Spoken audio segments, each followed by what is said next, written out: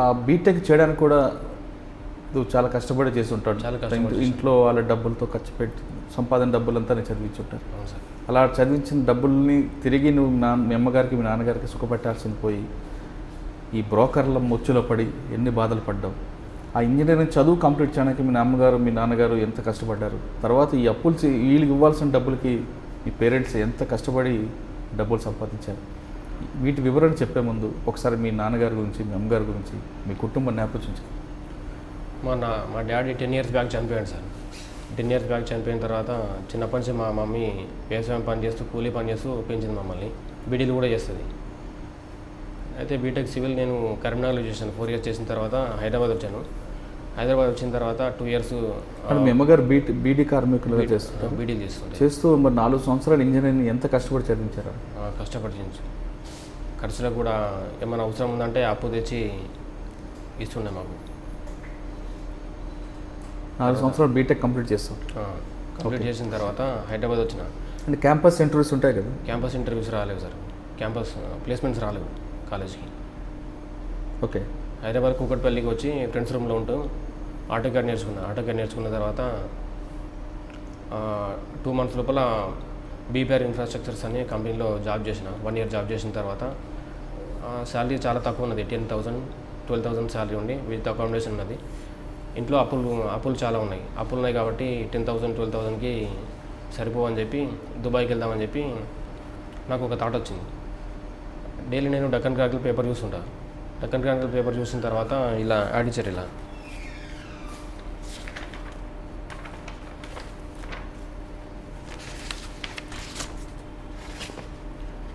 Wanted marketing కింద ఇక్కడ మిడిల్లో. ఓకే. చెప్పండి. అయితే ఇక్కడ ఇచ్చిన అడ్రస్కి వెళ్ళి మెహదీపట్నంలో కన్సల్టెన్సీ ఉన్నది. అక్కడికి వెళ్ళి కన్సల్ట్ అయిన తర్వాత నాకు సైట్ ఇంజనీర్ జాబ్ కావాలని చెప్పి అన్న తర్వాత వేకెన్సీస్ ఉన్నాయి, ప్రాసెసింగ్ ఫీ కోసం 60,000 పే చేయాలి, లేకపోతే జరగదు అని చెప్పి అన్నారు. లేదు, నేను ఎంప్లాయ్మెంట్ వీసా వచ్చిన తర్వాత నేను పే చేస్తాను. తర్వాత వాళ్ళు వినలేదు. వినకపోయేసరికి ఇంటి దగ్గర అప్పులు చేసి నేను 60,000 తీసుకొచ్చి కట్టిన వాళ్ళకి.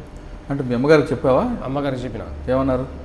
వద్దురా మరి చాలా మోసాలు జరుగుతున్నాయి అట. అంటే మంచిదే అమ్మ, పేపర్లో ఇచ్చారు డక్కన్ క్రానికల్లో అని చెప్పి నేను అప్పులు చేసి తీసుకొచ్చినాం అన్నమాట. అంటే మీ అమ్మగారు ముందు వద్దన్నారు, మోసం అని మీ అమ్మగారు గ్రహించారు. మోసాలు జరుగుతున్నాయిరా తెలుసుకోరా అని చెప్పి అన్నారు. కానీ అమ్మ మాట వినలేదు. అయితే తీసుకొచ్చిన తర్వాత వీళ్ళని మనీ పే చేసిన. వీళ్ళకి పే చేసిన తర్వాత మాకు మన నమ్మకం ఏంటంటే మీరు ఏదైనా ఒకటి రిసిప్ట్ రాసేయాలన్న తర్వాత 60,000 తీసుకొని ఇలా రాసిచ్చారు. ప్రాసెసింగ్ టైం 45 working days లోపల మీకు ఎంప్లాయ్మెంట్ వీసా ఇస్తాం, 24 months అగ్రిమెంట్ అని, విత్ అల్ నబుదా కన్స్ట్రక్షన్ గ్రూప్ అని కంపెనీ పేరు కూడా రాసిచ్చారు. కాకపోతే 2 months లోపల 2 months వర్కింగ్ డేస్ లోపల 45 working days లోపల వస్తుందని చెప్పారు. ఇప్పటివరకు 5 months అయింది కానీ ఇప్పటివరకు ఏ వీసా రాలేదు. కాల్ చేసాం. కాల్ చేస్తే స్విచ్ ఆఫ్ వస్తుంది. ఆఫీస్కి వెళ్ళి కన్సల్టెన్సీ కింగ్డమ్ ఆఫ్ యూనివర్స్ అనే కన్సల్టెన్సీ, అది మెహదీపట్నంలో ఉంది. అక్కడికి వెళ్ళి చూస్తే డోర్ లాక్ చేసి ఉన్నది. లాక్ చేసి ఉన్న తర్వాత జైత్యాలో చాంద్ పాషా సార్ మాకు తెలిసినవాడు అన్నమాట. సార్ని కన్సల్ట్ అయితే మినిస్ట్రీ ఆఫ్ ఎక్స్టర్నల్ అఫైర్స్కి వెళ్ళి ఆఫీస్కి వెళ్ళినాం. ఆఫీస్కి వెళ్ళిన తర్వాత ఈ పేరు మీద ఏ లైసెన్స్ లేదు, అది అసలు లైసెన్స్ లేదు, ఇల్లీగల్గా రన్ చేస్తున్నారని చెప్పి వాళ్ళు చెప్పారన్నమాట. చెప్పిన తర్వాత కంప్యూటర్ రాసిచ్చాం వాళ్ళకి. కాదు, అక్కడ మెహదీపట్నంలో కంపెనీలో డబ్బులు కట్టావు. మరి మెహదీపట్నంలో ఉన్న హుమాయూన్ నగర్ పోలీసులను కంప్లైంట్ ఇవ్వచ్చు కదా? కంప్లైంట్ ఇస్తే పోలీసుల మీద నమ్మకం లేదు. ఎందుకంటే నేను అక్కడ వాళ్ళ ఆఫీస్లో పనిచేసే ఆమె ఒక కింద గ్రౌండ్ ఫ్లోర్లో ఉంటుంది.